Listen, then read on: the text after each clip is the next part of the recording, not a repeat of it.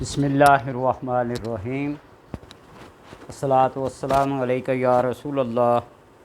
وعلی آلک و صحابک یا حبیب اللہ اللہم صلی علی محمد وعلی آل محمد صلی اللہ علیکہ یا محمد نور من نور اللہ۔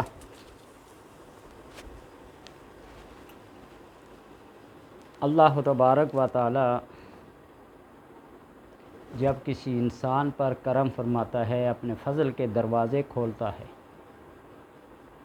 تو اس کے لیے کوئی نہ کوئی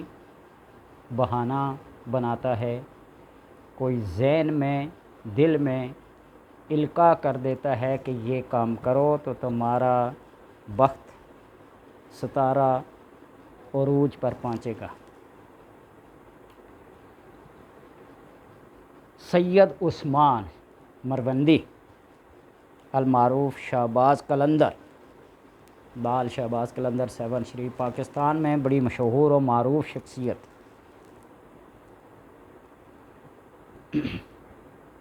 ان کی والدہ محترمہ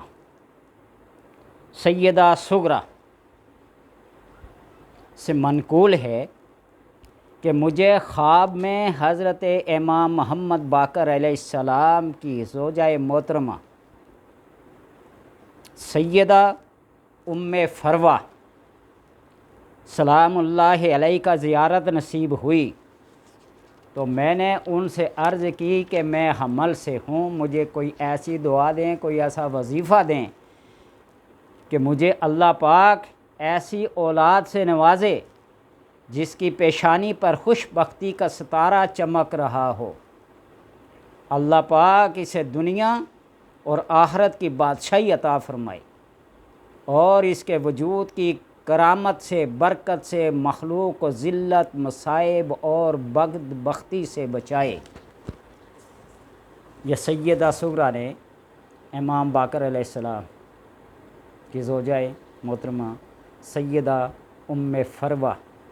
جو حضرت ابو بکر صدیق رضی اللہ تعالی عنہ کی نسل سے ہیں،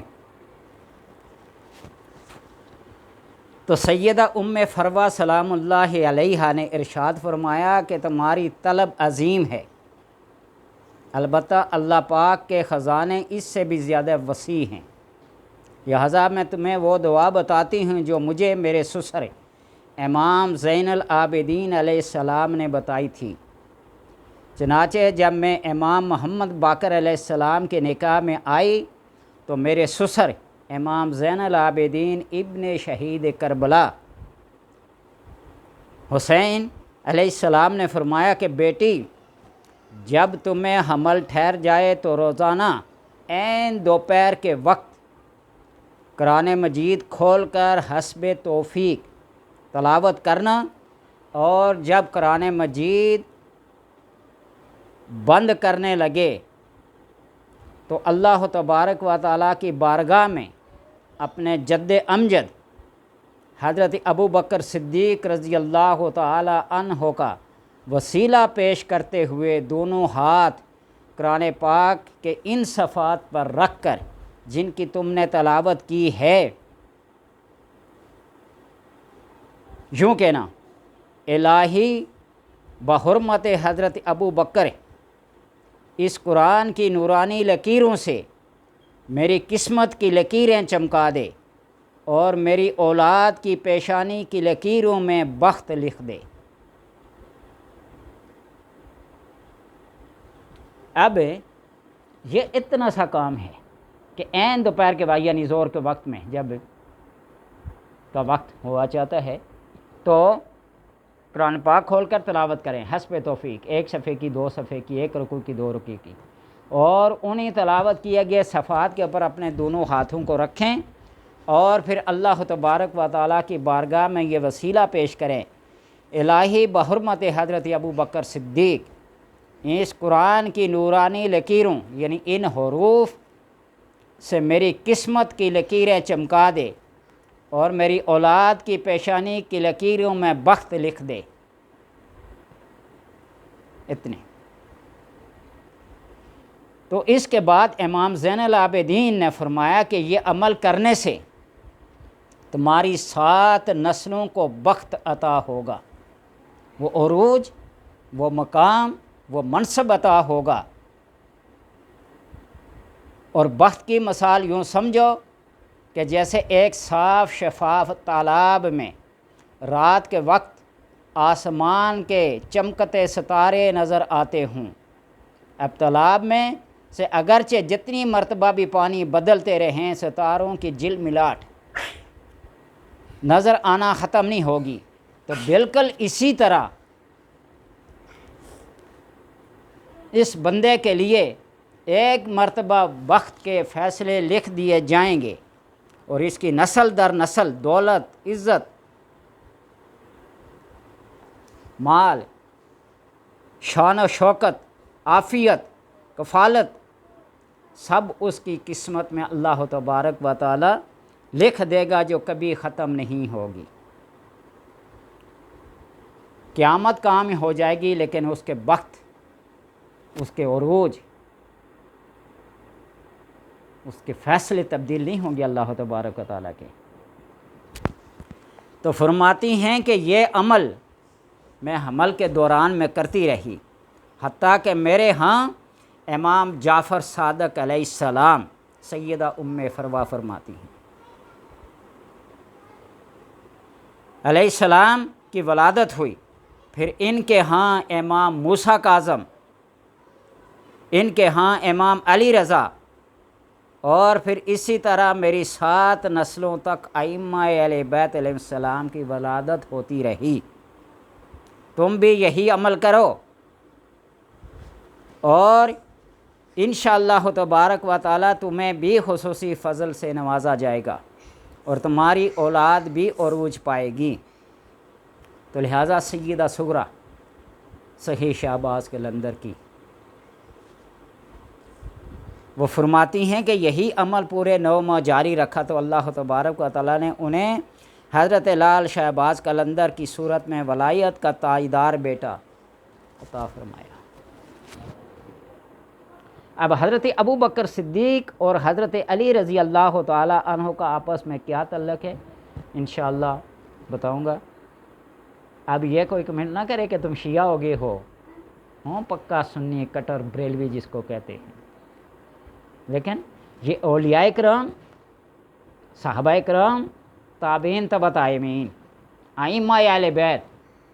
یہ کسی ایک کی جاگیر یا وراثت یا مال و متاع نہیں ہیں،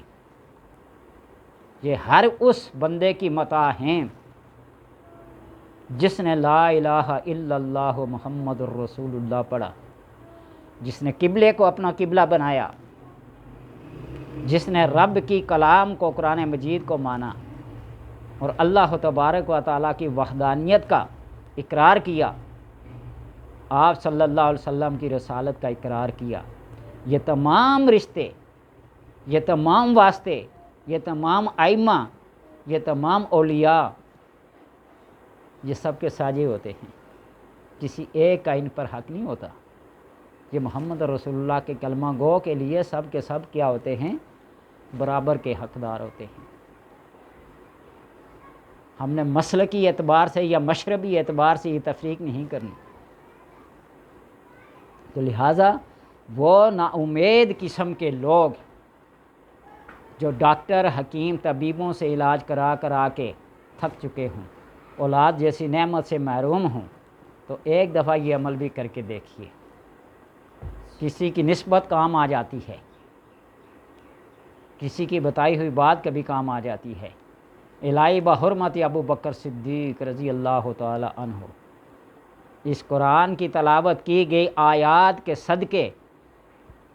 مجھے وہ اولاد عطا فرما جن کی پیشانی میں بخت کی لکیریں چمکتی ہوں۔ بس اپنی سادہ زبان میں ابو بکر کا واسطہ دے کر طلب کرنا ہے اپنی حاجت کو، اللہ تبارک و تعالیٰ پھر قسمت کے، فضل کے اور کرم کے دروازے کھول دیتا ہے۔ اور میں بار بار یہی بات کہوں گا کہ آپ صلی اللہ علیہ وسلم کا فرمان کہ رب کے غضب کے سامنے میں ابو بکر کو کھڑا کر دوں گا، بس بلا تفریق، بلا تفصیل، بغیر کچھ کیے کون افضل ہے اور کون مفضول ہے، اس بحث میں نہیں پڑنا۔ امام نسائی رحمۃ اللہ تعالیٰ سے پوچھا گیا نا کہ ابو بکر افضل ہیں یا علی افضل ہیں، ادھر دیکھا ادھر دیکھا، ایک طرف ایک گروہ دوسری طرف دوسرا گروہ، تو آپ نے ایک جملہ ارشاد فرمایا من بنتہ فی بیتہ، من بنتہ فی بیتہ، جس کی بیٹی جس کے گھر میں۔ اہل تشیع اپنی تالیاں بجاتے اٹھے، اہل سنت اپنی تالیاں بجاتے اٹھے۔ کسی نے پوچھا کیوں؟ نے کہا کہ آپ صلی اللہ علیہ وسلم کی بیٹی علی کے گھر میں ہے، لیے علی افضل ہیں۔ سنیوں سے پوچھا تم بھائی ابو بکر کی بیٹی آپ صلی اللہ علیہ وسلم کے گھر میں ہے۔ وقت کا تقاضا یہ تھا کہ حکمت عملی سے کام لیتے ہوئے ایسا جملہ بولا، دونوں گروہ خوش ہو گئے۔ ایک وقت آیا پھر کسی نے اسی مسجد کے اسی منبر پر پھر یہ سوال کیا، تو آپ نے بغیر کسی ڈر اور خوف کے افضل البشر بعد الانبیاء، آگے جملہ آپ خود جانتے ہیں، ابو بکر صدیق رضی اللہ تعالیٰ عنہ پھر منبر سے جس شان سے اترے وہ تاریخ کا ایک حصہ ہے۔ لوگوں نے ان کا یوں ایسے مار مار کے کنجوبر نکال دیا، جو ہم نے پڑھا ہے اپنے استاد سے سنا ہے پڑھا ہے، کہ کوفہ سے صفا مروہ کے درمیان تک آ کے ان کی قبر بنی اور پھر لوگوں نے جوتوں سے ان کو مار دیا۔ اتنا تشدد بھی مسلمان کے لیے جائز نہیں ہے۔ تو بہرحال اللہ تبارک و تعالیٰ اس بات سے مسلمانوں کو نکالیں، اور جو اللہ تبارک و تعالیٰ نے جس جس کو جو فضیلت دی ہے، جس طرح قرآن پاک کے تیسرے سپارے کی وہ پہلی آیت ہے تلک الرسل فضلنا بعضهم علی بعض منہم من کلم اللہ۔ اب موسیٰ علیہ السلام کو اللہ تبارک و تعالیٰ نے اپنے ساتھ کلام کی یہ جو شرف بخشا نا، کسی دوسرے کو نہیں بخشا، تب کیا اس سے موسیٰ علیہ السلام سب سے افضل تو نہیں ہوگے؟ افضل الانبیاء محمد الرسول اللہ صلی اللہ علیہ وسلم۔